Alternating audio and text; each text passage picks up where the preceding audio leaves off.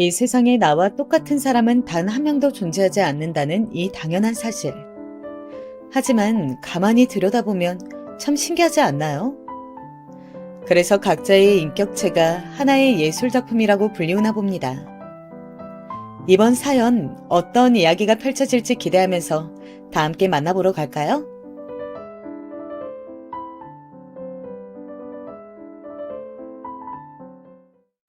안녕하세요. 저는 30대 나이를 지나고 있는 여성이에요. 제가 유튜브에 사연 채널들이 있다는 걸 안 이후로 톡톡 사연에 정착해서 많이 즐겨보고 있는 구독자인데요. 어느 날은 본인의 우울한 과거사를 털어놓으신 어떤 사연자분의 이야기를 접하게 되었어요. 그 후로 저도 저의 이야기를 사연으로 신청해보고 싶다는 생각을 품게 되었던 것 같아요. 왠지 그분의 사연이 제가 겪은 일화와 전혀 비슷한 게 없음에도 저의 지난 인생과 흡사한 느낌을 담고 있다고 여겨졌었거든요. 그 사연이 제 어린 시절을 떠올리게 만들었는데 저는 주변 사람들에게 저의 이야기를 거의 안 하면서 살아온 사람이기 때문에 이렇듯 톡톡 사연에 제 사연을 보내는 김에 제 과거의 이야기를 써볼까 합니다. 제가 워낙 달변과 장문과는 거리가 먼 사람이라서 잡다하게 이런저런 일화를 늘어놓는 모양새가 되더라도 그러려니 이해를 해주시면 감사할게요. 소심하고 표현력이 약하였던 어린 나이가 그대로 성인이 되어 이런 것이니까 말이에요. 한창 사회성을 길러가면서 사랑을 많이 받았어야 했을 어린 시절. 저는 그다지 행복하지 않았던 것 같아요. 그 어린아이가 뭐 그렇게 외롭고 서글픈 일이 많았는지 모르겠어요. 아주 어렸을 때를 떠올려 보면 제 안에서는 그 당시에 우울함이 피어오릅니다. 저라는 사람은 타고나기를 주위의 분위기와 각종 환경의 영향을 많이 받는 유형이었습니다. 발랄하고 해맑고 그런 면모를 아주 어렸을 때부터 드물었던 것 같아요. 모름지기 미취학 아동이라면 앞뒤 재지 않고 까불면서 노는 모습이 있어야 마땅할 텐데요. 저는 원체 모든 사람의 눈치를 살피면서 세심하고 소심하게 구는 성격이었습니다. 유치원에서 우리 가족 그리기, 우리 가족을 소개해주세요 같은 주제로 그림 그리기 시간이 열릴 때면 저는 손에 크레파스를 쥔 채 한참을 고민하며 쉽사리 도화지 위에 뭔가를 그려내지 못했더랍니다. 남들이 보기에는 저희 집이 외동딸 하나 낳고 어려움 하나 없이 사는 것 같은 평탄한 가정으로 비쳤을 테지만 그 속 안을 들여다보면 꽤나 특이한 가족이었다고 생각이 듭니다. 저희 아빠는 저에게도 가깝고도 먼 존재였습니다. 어린 딸에게 보통 아빠가 너는 너고 나는 나야 라는 식의 말을 하지는 않죠.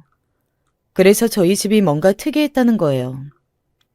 저희 아빠는 꾸준하게 일을 다니시며 각종 취미생활도 놓지 않고 하시는 등 열심히 사시면서 가슴 한켠에 꿈을 품고 있는 아주 멋진 분이셨지만 그만큼 당신의 인생에 애착이 강하셨습니다. 저에게 있어서 무서우신 분도 아니셨고 특별히 가부장적이신 분도 아니셨지만 자상하거나 다정하지도 않은 분이셨어요. 너는 네 인생을 앞으로 네가 개척해서 살면 되는 거야. 알았지? 아빠는 아빠만의 삶이 있어. 원래 사람은 다 각자 살아가는 거란다. 도대체 그 어렸던 제가 뭘 안다고 이런 말씀을 하셨던 것인지 다 커버린 후에 곱씹어봐도 이해가 안 가더라고요.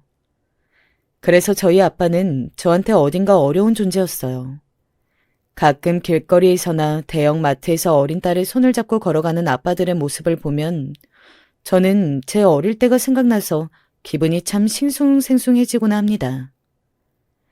저랑 같이 걸으실 때 아빠는 어린아이한테 속도를 맞춰주지 않으셔서 제가 거의 뛰듯이 걸어야만 했고 그래서 늘 숨이 차올랐던 기억이 생생하기 때문이죠. 저는 아빠 앞에서 책 잡힐 거리가 나오지 않도록 신경 쓰면서 자꾸 눈치를 보게 되었습니다. 저를 귀찮아하시는 반응을 보이실 때면 제 심장이 덜컥 내려앉았었죠. 이때부터 눈을 대굴대굴 굴리면서 남의 표정을 살피고 분위기를 읽는 습관이 저에게 생겼습니다. 그리고 엄마는 저에게 입버릇처럼 너만 없었어도 라는 말씀을 하셨던 분이셨어요. 제가 태어나지만 않았어도 엄마는 이혼을 하든 뭐든 하든 더 자유롭게 살았을 거라고 하셨죠. 언제 어디서나 저를 향해 너만 없었어도 라고 말씀을 하시는 엄마의 말씀을 귀에 인이 박히도록 들으면서 자라는 동안 저는 엄마에게 더 이상의 피해를 드리고 싶지 않아서 과도할 정도로 눈치를 보며 숨을 죽이고 살았습니다. 어렸을 때부터 부모님의 심기를 거스르지 않으려고 착한 아이가 되어서 사랑을 받으려고 눈칫밥을 먹느라 답답하게 살아온 저였습니다. 타고난 성정과 기질 위에 가정 환경이 덧붙여져 저는 더욱 그런 사람으로 자라나고 살아왔죠. 남편은 바로 그런 제가 마음에 든다고 말을 해주었던 남자였습니다.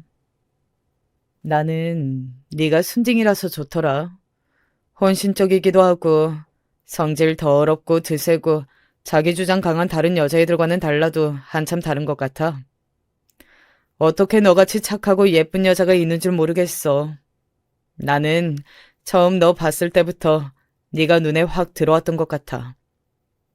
그렇게 저를 향해 자신의 마음을 고백해왔던 남편과 저는 연애를 이어갔고 시간이 지나 저에게 결혼하자는 말이 들려왔을 때 저는 별로 망설이지 않고 승낙의 뜻을 밝혔더랍니다.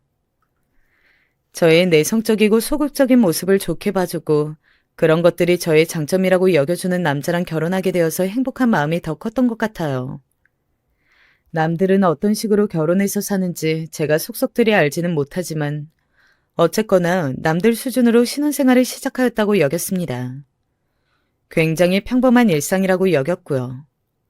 그런데 결혼하고 나서 7개월 뒤에 제가 임신을 하게 되었고 시간이 또 지나서 출산을 하고 나서부터는 어딘가 남편이 달라졌다는 인상을 받게 되었습니다.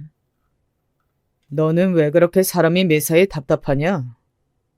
언제부턴가 이런 말을 저한테 서슴없이 하는 것부터가 그렇게 여겨졌죠. 제가 짐작하기로는 남편은 변함없이 답답하게 구는 저에게 슬슬 질린 것일 수도 있었지만 아이를 낳고 나서 육아에 귀찮으니까 밖으로 돌게 되었고 그러면서 괜히 자기가 속으로 찔리니까 저에게 투덜대기 시작한 것 같았습니다. 물론 시간이 좀 지나고 나서 차분히 생각을 해본 결과 그런 짐작이 섰던 것이고요. 당시에는 남편에게 나쁜 생각을 품거나 찍소리도 입 밖으로 내지 않았습니다. 아니, 그래서 결국은 이걸 환불도 못 해왔다고? 내가 분명히 어제 말했지. 이거 잘못 산 거니까 당장 내일 가서 환불해 오라고. 그래서 너도 알겠다고 대답했었잖아. 그런데 왜 또 이걸 여전히 끌어안고 있는 건데? 그랬는데 내가 자세히 보니까 이게 너무 익어서 반점이 핀 것이지 상품이 잘못된 것은 아닌 것 같아서. 그리고 신선식품인데 겨우 이 정도 가지고 환불을 받으러 가는 건 너무한 거 아닌가 싶어서. 너무하다니, 뭐가? 야, 그건 네 생각이야. 이상한 걸 판매했으면 당연히 그쪽에서 책임이 있는 거고. 아, 진짜 한두 번도 아니고 내가 왜 이런 것 때문에 답답해서 미칠 것 같은 기분을 느껴야 되냐? 이게 다 네가 사회생활을 안 해봐서 그래. 네가 돈을 직접 벌어봐야 한 푼 한 푼이 소중한 줄 알고 이렇게 멋대로 안 굴지. 나는 돈을 매일 힘들게 회사에 나가서 벌어오는 입장으로서 진짜 너를 보면 피눈물이 난다. 피눈물이 나. 별것도 아닌 일이 크게 번져버린 상황에서 남편이 저한테 그렇게 소리를 질렀을 때 저는 그만 눈물이 핑 돌았습니다. 서럽고 당황스럽더라고요. 제가 돈을 안 벌고 집에 아기를 보는 전업주부이기는 했으나 저희 집에서 지원을 해주셨기 때문에 제가 남편한테 전적으로 기대고 있는 것은 아니었거든요. 제가 조심스레 그 부분을 말했더니 남편이 진짜 환장하겠다는 표정을 지으면서 저를 향해 고개를 흔들었습니다. 내가 지금 그런 얘기를 듣자고 너한테 그렇게 말하는 거 아니잖아. 제발 눈 좀 잡아라. 너는 가만 보면 참 사회성이 떨어진다. 나가서 돈 벌어오라고 그래서 말도 못하겠어. 왜냐고? 밖에 나가서 무슨 일 하든지 그 업장에서 네가 민폐를 끼치고 다닐 것이 눈에 훤하거든. 너는 네 부모님께 평생 감사 인사나 하면서 살아야 하는 불효녀야. 알긴 아냐? 하긴 이것도 모르겠지. 괜히 내가 너를 미련 곰탱이라고 부르겠어? 분명 연애하던 시절에는 제가 생각하고 말하는 모든 것들이 마음에 든다면서 저를 향해 순딩이라고 애칭을 지어 불러주었던 사람이 남편이었는데요. 순해서 좋다고 할 때는 언제고 이제는 저를 미련한 곰탱이로 지칭하고 있었습니다. 그것도 애정을 담아서 놀리는 게 아니라 저를 짜증스럽게 여기는 태도로 말입니다. 이런 소리를 자주 듣게 되면서부터 제 안에서 남편이 확실히 변한 게 맞구나 하는 생각이 자리 잡게 되었네요. 그 전까지는 홀로 힘들고 외로운 육아를 하면서도 남편의 탓을 하거나 그 마음을 의심한 적이 없었는데 이제는 저도 슬슬 생각이 복잡해지고 있었어요. 남편이 신경질적으로 저에게 오만 지적을 날려도 그러려니 넘길 수 있었는데 단 한 가지. 제 딸을 들먹이면서 조롱할 때는 순간적으로 울컥해서 가슴이 막 두근거렸습니다. 우리 딸이 너 닮을까봐 나는 그게 걱정이다. 자기 엄마 닮아선 미련하고 답답하고 자기 익속 하나 챙길 줄 모르는 멍청이로 자라면 어떡하지? 그러면 진짜 대참사가 일어나는 건데 완전히 수습 불가라고. 그렇게 말하는 남편의 표정이나 말투에서는 저를 존중하고 사랑하는 분위기가 읽히지 않았습니다. 저는 남편의 변심이라든지 이런 식의 갈등이 일어날 것이라고는 꿈에도 생각해보지 못한 채로 결혼을 한 것이었기 때문에 앞으로 어떻게 대처를 해야 할지 막막하였어요. 제가 집에서 할 수 있는 최선이라고는 제 딸을 성심성의껏 돌보면서 집안일을 완벽하게 해내는 것뿐이었습니다. 안으로 새는 바가지, 밖에서도 샌다는 말이 있잖아. 안에서 새지 않도록 단단히 정비를 해두면 밖에서도 새지 않을 거야. 지금은 남편이 아이가 태어나고 나서 계속 마음을 다잡지 못하고 자꾸 밖으로 도는 것 같지만 내가 열심히 아내로서의 본분을 다하면서 내조를 하면 남편도 가정적인 사람이 되겠지. 결혼하면서 내가 그렸던 모습으로 될 거야. 그렇게 마음을 다잡던 저였습니다. 조선시대 안악내도 아닌데 사고방식이 왜 저렇게 흘러갔냐고 물으신다면 제가 일반적인 사람이 아니었기에 그랬던 것 같다는 답변을 드릴 수밖에 없을 것 같아요. 저는 자기 주체성이 너무나도 미약한 사람이었고 반드시 타인을 통해서만 저라는 존재를 확인받으며 살아온 사람이었습니다. 그런 사람이 너의 모든 면모가 다 마음에 든다며 구애를 해본 남자와 결혼해서 아기까지 낳았으니 제 안에서 모든 의존도가 남편을 향해 발동되었던 것 같네요. 집안일을 소홀하면 남편의 눈에 차지 않을까봐, 혹시 남편이 잘 때 아기가 울면 나에게 잔소리가 날아들까봐 이런 걱정들로 저는 매사에 전전긍긍을 하였었으니 말 다 한 것이었네요. 저는 제 딸과 단둘이 있는 시간이 무척 길었기 때문에 딸이 옹알이를 하고 걷고 뛰고 그 다음으로는 저와 의사소통이 가능해지면서부터는 자연스럽게 남편에게만 쏠려 있었던 제 의존도를 점차 딸에게로 분산시켜 왔습니다. 딸이 잘 먹고 건강한 하루를 보낸다면 제 존재 가치는 그날 인정받는 것이지요. 남편과의 분위기가 별로 좋지 않은 순간을 맞이하게 되어도 이제는 저와 의사소통이 가능한 딸이 있었으니 그 이전보다 덜 우울하게 되었습니다.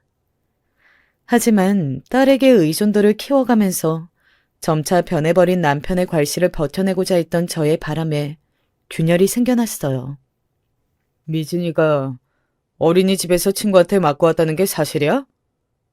응?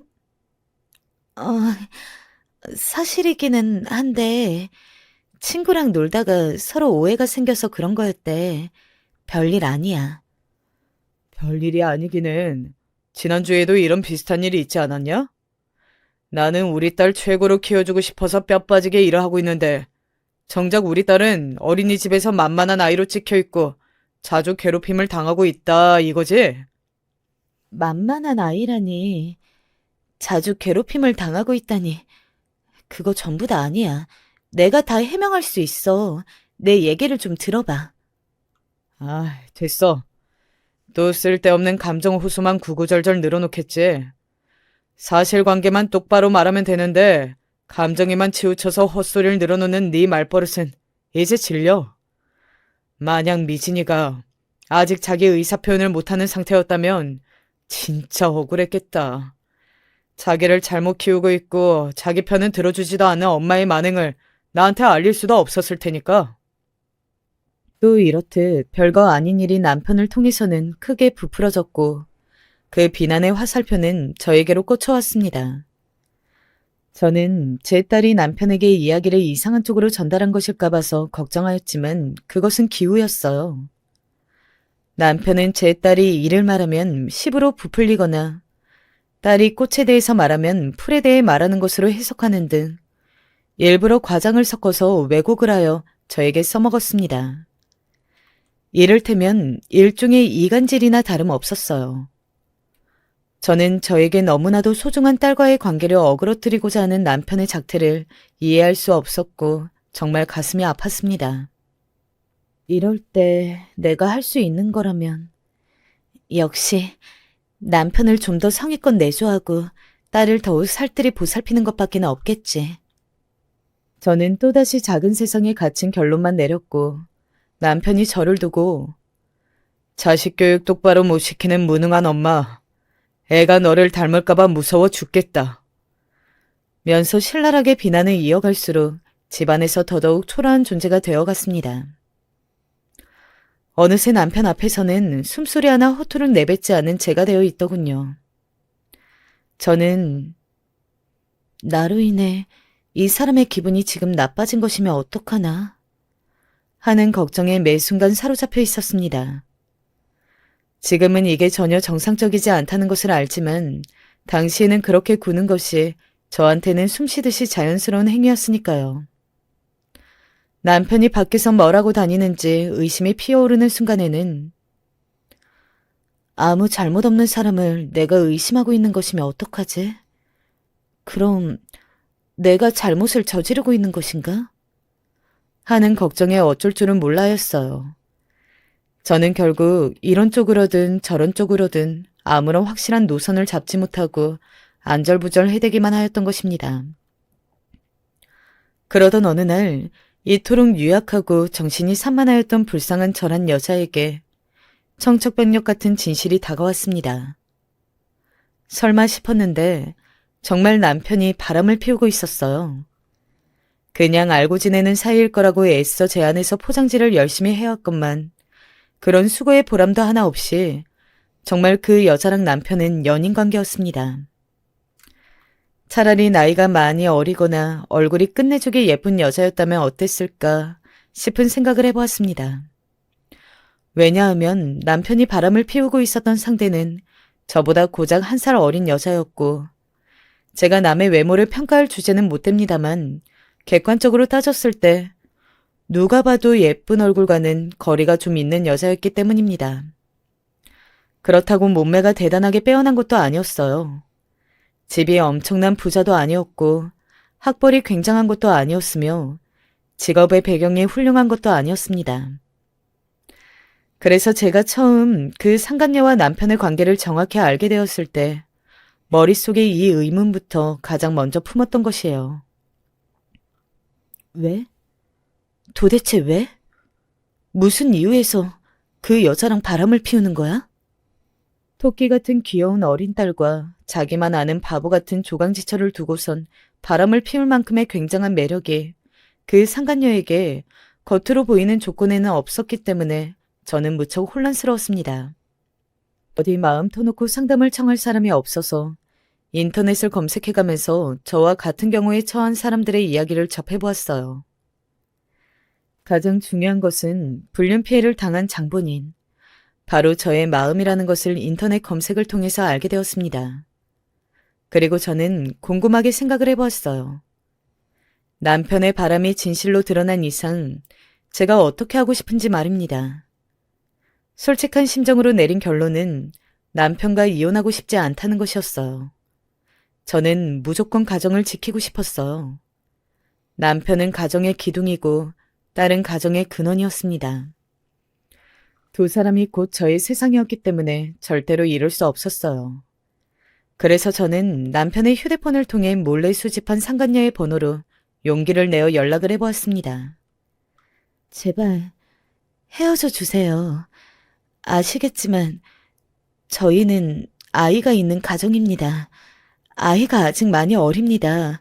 가정이 있는 남자를 부디 놓아주시길 제가 간절히 부탁드릴게요. 그러자 상간녀가 푹 하는 작은 소리를 시작으로 이내 크게 웃어젖히기 시작하였습니다. 저는 영문을 모르는 얼굴이 되어서 가만히 휴대폰을 내려다보고 있었죠. 한참이나 실컷 웃은 상간녀가 저에게 그러더군요. 아, 오래간만에 속 시원히 웃어봤네. 저요, 그쪽처럼 웃긴 사람 정말 처음 봤어요. 네? 제가 웃기다고요?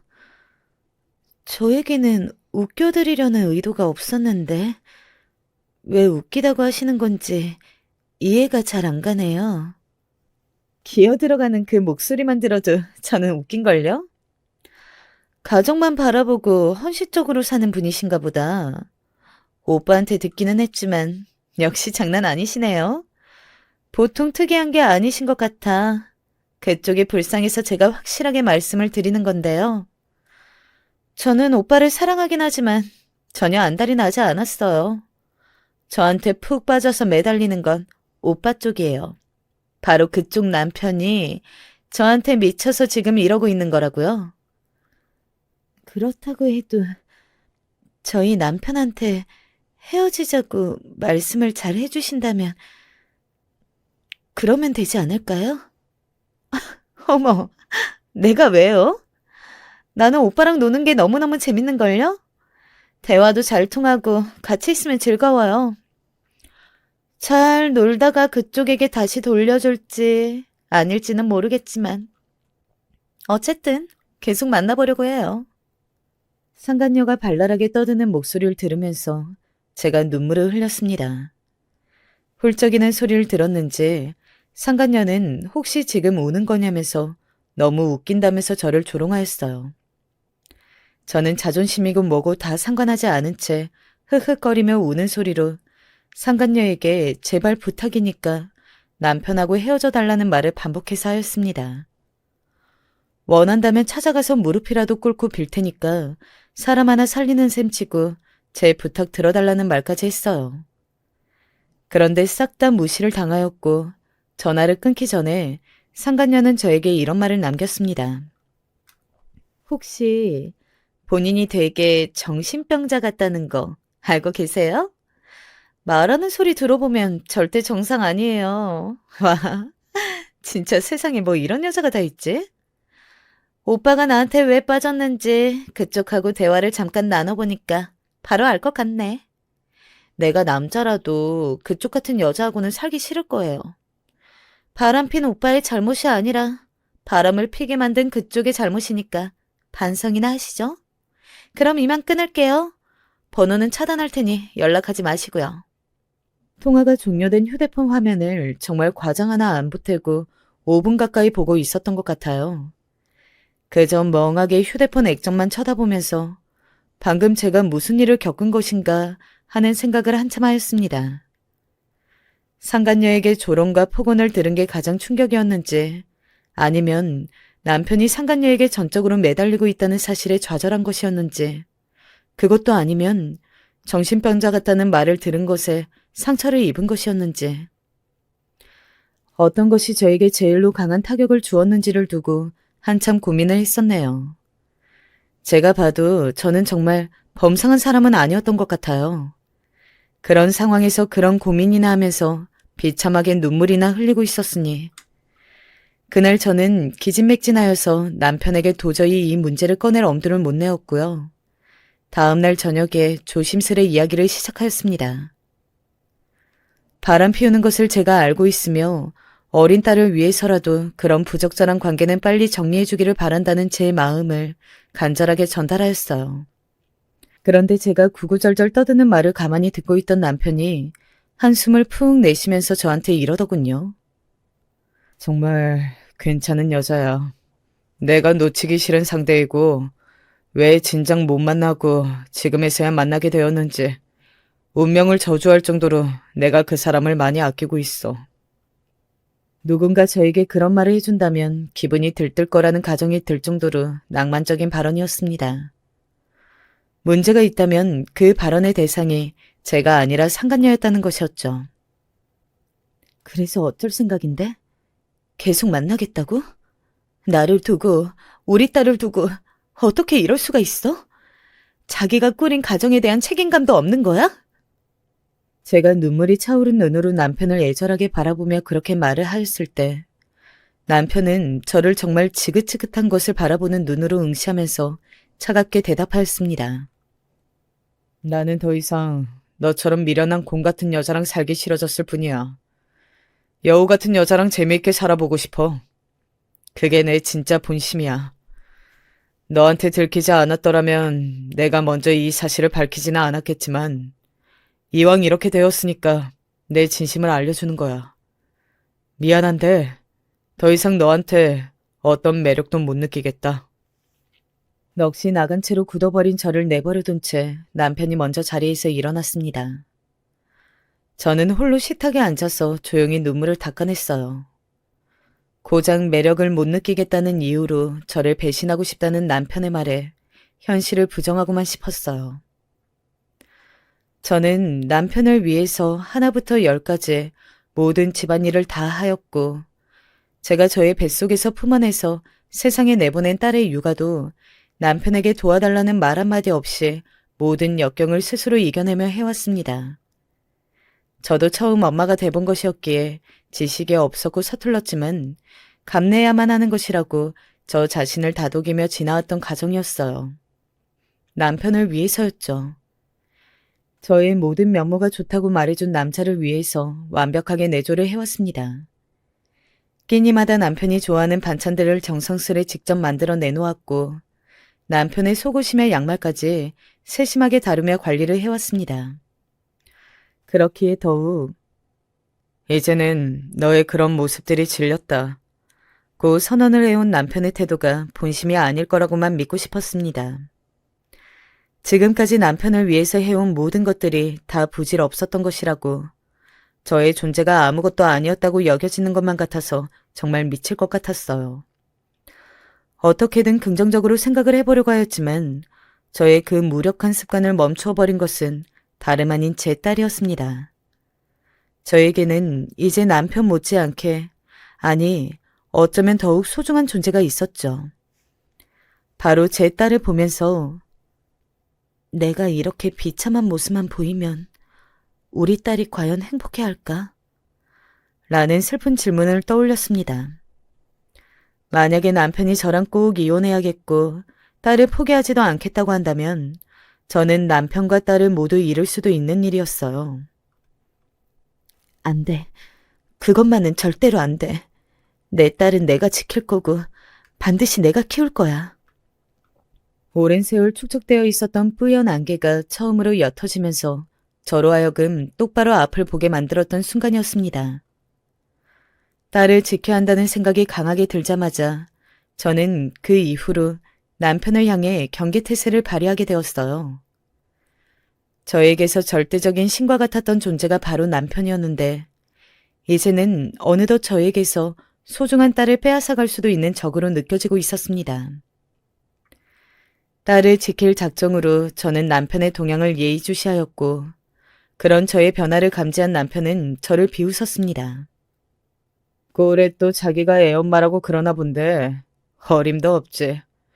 나는 절대 내 딸을 미련 곰탱이처럼 크게 할 수 없거든. 여우처럼 자기 입속 챙기고 당당하고 재미있게 사는 사람으로 크게 할 거야. 제가 이혼을 안 해주겠다고 꿋꿋하게 버티면 그만이긴 했습니다만 남편은 자꾸만 저의 신경을 건드리며 정신력이 약하고 성정이 무딘 저의 약점을 공격해댔습니다. 제발 나가 떨어지라면서 고사를 지내는 행위였죠. 그러면서 심지어는 그 상간녀를 저희 집으로 데려오기도 하였습니다. 마트에서 장을 보고 귀가하던 길에 남편과 함께 집에서 나온 상간녀를 마주치고 제가 얼마나 기겁했었는지 모릅니다. 집에는 제 딸이 있는 상황이었기 때문에 더 그랬었죠. 집에 멋대로 데려온 것까지는 100번 양보해서 그렇다고 치겠는데 어떻게 애도 있는데 이럴 수가 있어? 이 부끄러운 줄도 모르는 파렴치한 이건 애한테 못할 짓이라고 생각이 안 드는 거야? 제법 큰 소리로 대들 줄도 알고 많이 성장했네. 그런데 나는 애 아빠고 이쪽은 애 아빠가 사랑하는 사람인데 우리가 같이 애를 만나지 못할 이유라도 있나? 너만 빠져준다면 이상적인 가족의 그림이 나올 수도 있다는 건 생각도 못 해보고 있겠지? 하여간 미련한 여자 같으니라고. 남편이 저에게 날카로운 말을 날렸을 때 그 옆에 상간녀는 피식 웃고 있었습니다. 서 있는 자세며 태도가 굉장히 당당하고 자신감이 넘치더군요. 어째서 저랑 그토록 상반된 사람이라며 남편이 떠들어대는지 단번에 이해가 갔습니다. 내성적이고 자신감이 별로 없는 저 같은 사람이랑 연애를 거쳐 결혼을 하며 살다가 상간녀 같은 여자를 보니까 완전히 다른 매력의 남편이 홀라당 넘어간 듯 싶었어요. 실제로 상간녀를 마주하고 난 뒤로 저는 극심한 두통을 앓게 되었습니다. 별거 안 해도 자꾸만 식은땀이 나고 컨디션이 오락가락해댔어요. 그런 와중에 제 딸 생일이 다가왔는데 당일이 월요일이었거든요. 그래서 하루 앞당긴 주말 일요일 저녁에 제가 딸이 잘 먹는 파스타 가게에서 생일 파티를 조촐하게 열어주었습니다.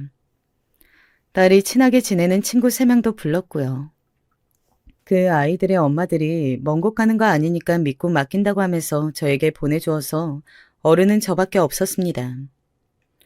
구석자리에서 테이블을 넓게 쓰면서 파스타도 주문하고 피자도 시키고 작은 케이크로 생일 축하 노래도 부르면서 아기자기한 시간을 보내고 있을 때였어요. 우리 미진이 생일 파티 잘하고 있었어? 아빠가 많이 늦었지? 미안해. 선물 사오느라 그랬어. 갑자기 남편이 왔습니다.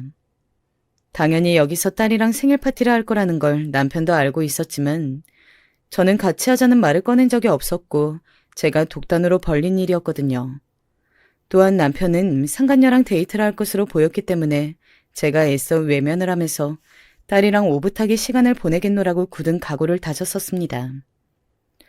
그런데 남편이 갑자기 등장한 것도 모자라서 남편의 뒤에 서 있는 사람이 옆으로 나오면서 모습을 드러냈는데 다름 아닌 상간녀였어요. 작은 꽃다발까지 들고서는 활짝 웃는 얼굴로 나타났습니다. 당연히 제 표정은 굳어버렸고 딸의 친구들은 아무런 영문도 모르니까 그냥 해맑게 음식이나 먹더군요. 당황한 딸이 눈만 굴리고 있는데 상간녀가 제 딸한테 꽃다발을 안겨주었습니다. 역시 공주님한테는 분홍색 꽃이 어울리네. 너무 예쁘다. 세상에서 제일 예쁜 공주님이 바로 여기 있었네. 아주 능청을 다 떨더군요.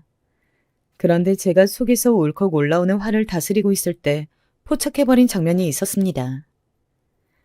품에 꽃다발을 안아든 제 딸이 상간녀가 계속 칭찬을 이어가니까 이윽고 배시시 웃어 보이더군요.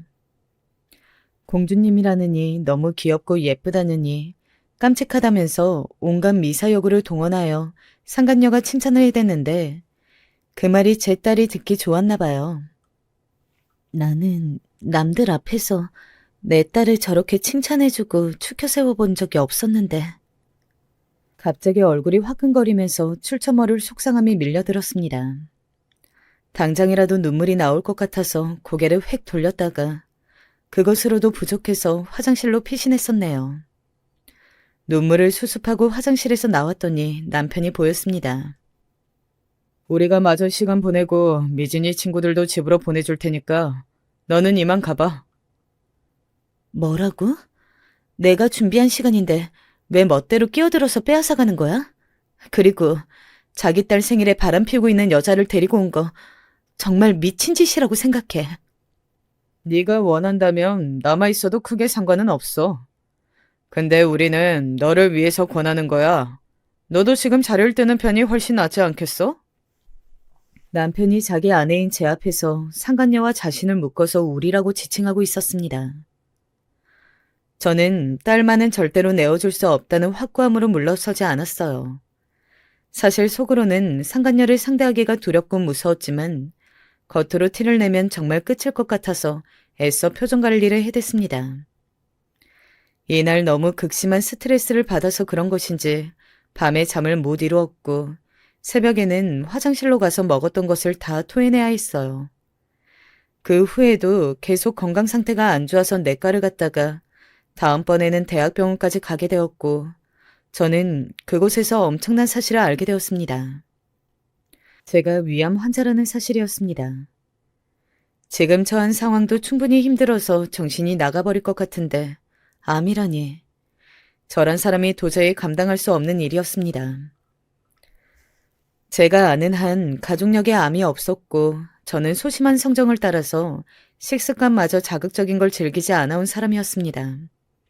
병원에서는 극심한 스트레스로도 위암 발병률이 높아질 수 있다는 얘기를 지나가듯 해주었는데 저는 그 말이 그렇게 뇌리에 남더군요. 본능적으로 그게 원인일 것이라는 확신이 들었어요. 의사 선생님께서는 일기에 발견하신 것은 천운이라며 천만다행이라고 말씀을 해주셨는데 저에게는 별로 위로가 되지 않았었습니다. 내내 끌려다녀온 것만 같은 인생. 남편하고 그 여자에게 지금 농락당하고 있는 걸로도 부족해서 암까지 걸리다니.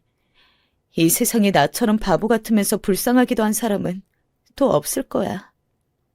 종양을 제거하는 시술을 받는 날, 저는 의료진이 당황해할 만큼 하염없이 눈물을 흘리며 자기의 연민과 자기 비하에 빠져들었습니다. 딸한테도 제가 한없이 못난 엄마인 것 같아서 미안할 따름이었어요. 어떻게 살아야 하나, 너무 막막하고 답답해서 차라리 의료사고라서 나서 세상을 떠나버리면 마음이 편하지 않을까 하는 극단적인 생각까지 했었습니다. 참으로 미련했죠. 병실에 멍하게 누워있을 때 저를 찾아온 의외의 인물이 있었습니다. 저의 소식을 듣고선 갑작스럽게 와준 그 사람은 바로 제 동서였어요. 하도 교류를 안 하고 지내서 그렇지 저에게는 동서가 있었습니다. 남편은 3남 중 차남이었고 아래로 동생이 있었거든요. 저는 동서를 처음 본 게 제 딸 돌잔치 날이었습니다. 도련님과 결혼하기로 한 사람이라면서 그런 소개와 함께 등장했었고 초창부터 저를 향해 기선제압을 하였던 인물이었어요. 화장을 진하게 하고서는 눈빛까지 매서운 데다가 말을 내뱉을 때 거침없는 동서 앞에서 저는 한 마리 순한 양일 뿐이었죠. 저는 동서가 불편하고 어려워서 가까이 하지 않았더랬죠. 왜 혼자서 나를 찾아온 거지? 몸도 아프고 마음도 아파서 죽겠는데 갑자기 동서까지 마주하려니까 너무 힘들다. 속으로는 그렇게 생각했지만 겉으로는 반갑게 미소를 지어주었는데 저한테 동서가 갑자기 이런 소리를 하는 거예요. 형님, 난데없이 제가 찾아와서 너무 당황스럽고 싫으시죠? 그런데 형님 성격에 절대 티는 못 내실 테고요. 제가 의외의 말을 들은 것에 깜짝 놀라서 동서를 쳐다봤습니다. 동서는 다 알만하다면서 한숨을 쉬었습니다. 제가 자기를 어려워하는 걸 뻔히 알고는 있지만 도저히 좌시할 수 없는 건수가 생겨서 이렇게 찾아왔다고 하였습니다. 남편이 집 밖으로 돌고 있었던 것을 시댁 식구들도 한참 전부터 눈치를 다 채고 있었는데 얼마 전에는 남편이 자기 스스로 시부모님께 만나는 여자가 따로 있는 뉘앙스를 넌지시 풍겼다는 것입니다. 동서가 그 얘기를 전해 듣고 정말 어이가 없었대요. 그런데 그런 내색은 않고 그래서 그 여자가 대체 얼마나 잘난 여자길래 조강지쳐 두고 바람이 나신 거냐며 시부모님께 슬쩍 여쭈어보았다고 합니다. 그런데 무슨 일 하는 여자인지만 딱 듣고도 왠지 예감이 묘하게 들더라니까요. 설마 해서 알아봤더니 역시나 형님, 그 여자요. 제가 아는 사람이에요. 동서가 아는 사람이라니? 그게 정말이야? 네. 왜냐하면 그 여자의 남편이 제 친구의 사촌 오빠거든요. 저는 손으로 입을 틀어막고 말았습니다. 그 여자의 남편이라뇨? 상상도 못 해본 이야기였어요. 충격에 허우적거리는 저에게 동서는 가방 안에서 무언가를 꺼내더니 건네주었습니다. 받아보니까 상간녀의 결혼 사진이었어요. 별로 안 예쁘게 생겨서 짐작하기 어렵지만 그 여자 그거 성형수술한 거예요. 눈이랑 코 다 공사한 거고 이빨도 자기 거 아니에요. 동서는 연이어 충격적인 사실을 저에게 알려주며 아마도 남편은 이 사실을 모르고 상간녀와 바람이 난 게 틀림없을 거라는 얘기를 하였습니다. 제 생각도 그러했어요. 남편은 분명히 상간녀가 유부녀인 것도 모르고 노란한 것이었죠. 갑자기 헛웃음이 나더군요. 6다리만 건너면 대한민국에 모르는 사람이 없다더니 진짜였습니다. 저는 갑작스럽게 상간녀의 정체를 알게 되었고 남편이 지금 하고 있는 짓은 헛짓거리라는 것을 또한 알게 되었죠. 형님, 이혼하실 거죠? 전 그러시리라고 믿어요. 착한 거랑 바보 같은 거랑은 엄연히 달라요. 당하실 것인지 당하게 만들어 주실 것인지 저는 이제 형님한테 오롯이 달렸다고 생각해요.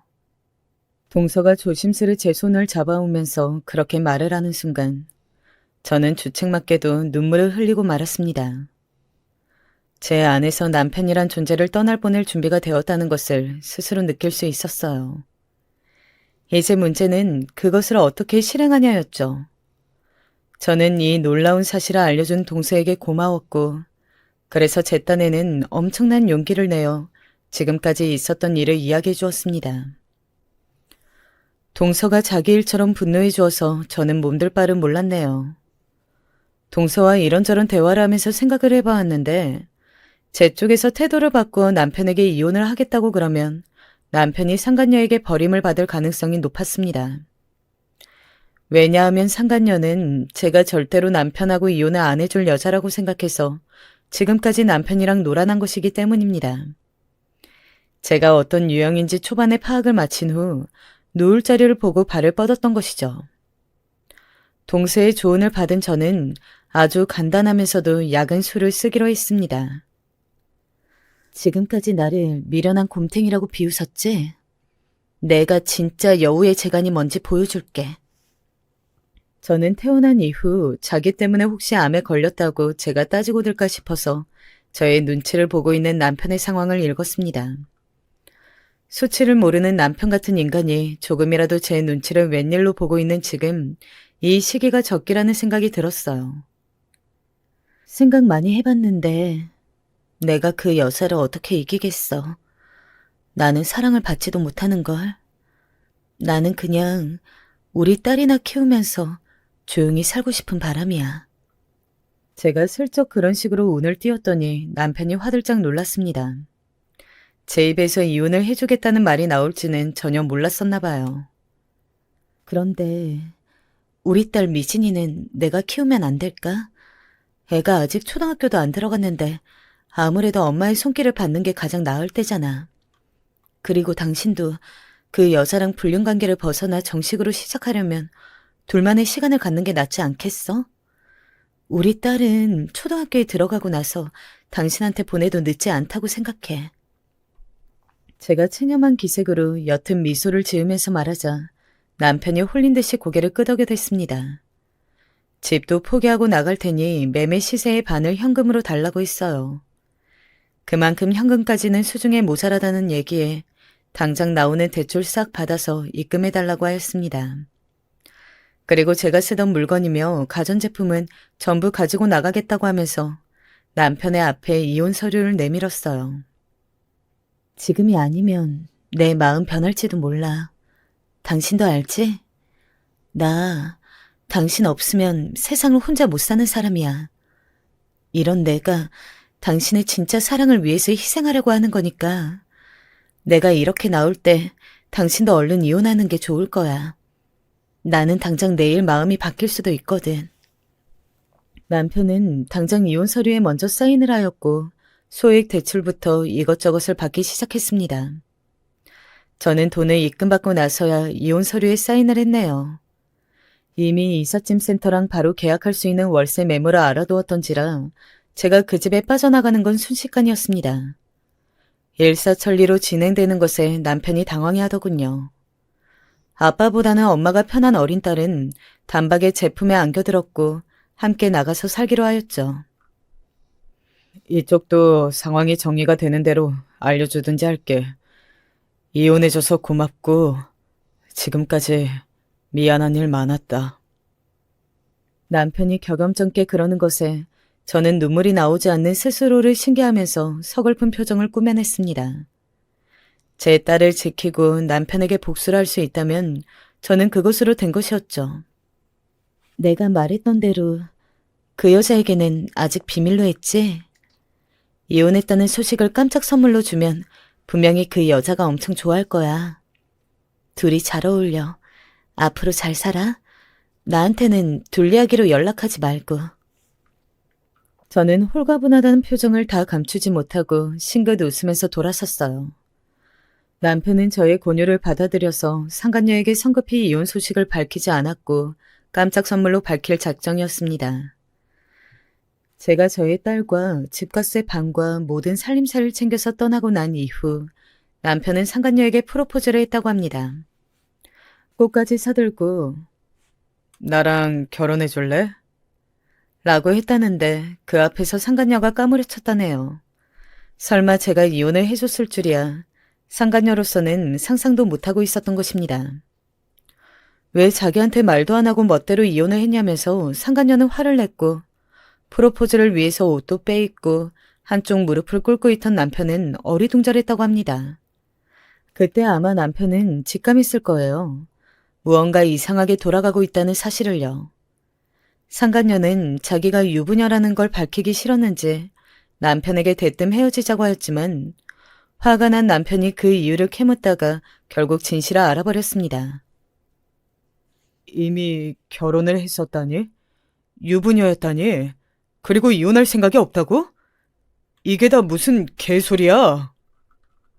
남편이 거품을 물고 발작해댔지만 이미 물은 엎질러진 뒤였고 수습을 하는 건 불가능하였습니다. 예상치 못한 전개에 당황하면서 남편에게 이별을 고한 뒤 숨을 죽이고 있던 상간녀에게 저도 깜짝 선물을 보내주었죠. 이혼할 때 상간녀 소송 안 하기로 합의한 건 아니었거든. 너한테서 위자료 좀 받아내야겠다. 이미 증거는 차고 넘치는데 내가 왜 이걸 망설이겠어? 저는 느긋하게 지옥으로 떨어진 상간녀의 비극을 음미하였습니다. 그 이후로는 조금 정신없는 일들이 여러 차례 있었어요. 남편은 정신적인 충격을 받아서 사람이 정신 상태가 이상해져선 술을 엄청 마셔대는 바람에 시댁 식구들이 한바탕 난리였다 그러고 불륜 행각이 밝혀진 상간녀는 이혼을 당했습니다. 남편과 상간녀가 다시 붙어먹으려고 자기들끼리 시도를 했었나 본데 이미 균열이 간 관계에 무슨 봉합이 되겠어요. 동거를 했다가 한 달 만에 파토가 났다고 합니다. 그러고 나서 남편은 저를 찾아와 털썩 무릎을 꿇었습니다. 내가 미쳤었지. 너같이 나만 알고 자기 가족만 아는 여자가 세상에 또 어디 있다고. 정신이 나약하고 마음이 유약하다는 이유로, 그게 질린다는 이유로 너를 저버렸었다니. 내가 눈이 멀고 제정신이 아니었다. 제발 나 한 번만 용서해주라. 남편이 눈물을 줄줄 흘리면서 저에게 호소를 하였고 딸까지 들먹이면서 재결합을 해달라고 난리도 아니었지만 저는 단호하게 돌아섰습니다. 저에게 1순위는 명백히 딸이었고 남편은 저와 딸의 오붓한 일상을 해치는 적이었을 뿐이에요. 시댁 식구들에게 남편을 도와주면 안 된다고 제가 너무 가엾고 안 됐다면서 동서가 분위기를 잘 조성해 놓은 덕분에 제가 곤란한 일을 추가로 겪은 상황은 없었습니다. 동서한테 너무나도 고마웠어요. 제가 정신과를 다니고 여러 가지 심리치료를 받을 수 있도록 도와준 사람이 바로 동서입니다. 저는 전문가를 만나서 상담을 받고 약물 치료까지 받으면서 점차 나아졌어요. 그러면서 제가 지금까지 얼마나 아슬아슬한 정신 상태로 세상을 살아왔는가 돌아볼 수 있었습니다. 그래서 한편으로는 저를 가로막고 있었던 안개가 사라져갈 때마다 서글퍼졌습니다. 이토록 편협한 사고방식으로 세상을 살아왔다는 게 믿어지지 않고 제 자신이 너무 초라해져서요. 저처럼 답답하게 살아온 사람도 드물 거라는 생각에 우울해졌습니다. 하지만 저에겐 앞으로 누구보다 당찬 아가씨로 키워내고 싶은 딸이 있었고, 동서처럼 제가 잘 되기를 좋은 마음으로 기도해주는 사람이 있었으니 주저앉아 있을 수만은 없었죠. 부단한 노력을 하면서 달라지려고 애를 썼어요. 그 결과 지금은 훨씬 나아진 상태로 제법 밝은 표정을 지으면서 살아갈 수 있게 되었습니다.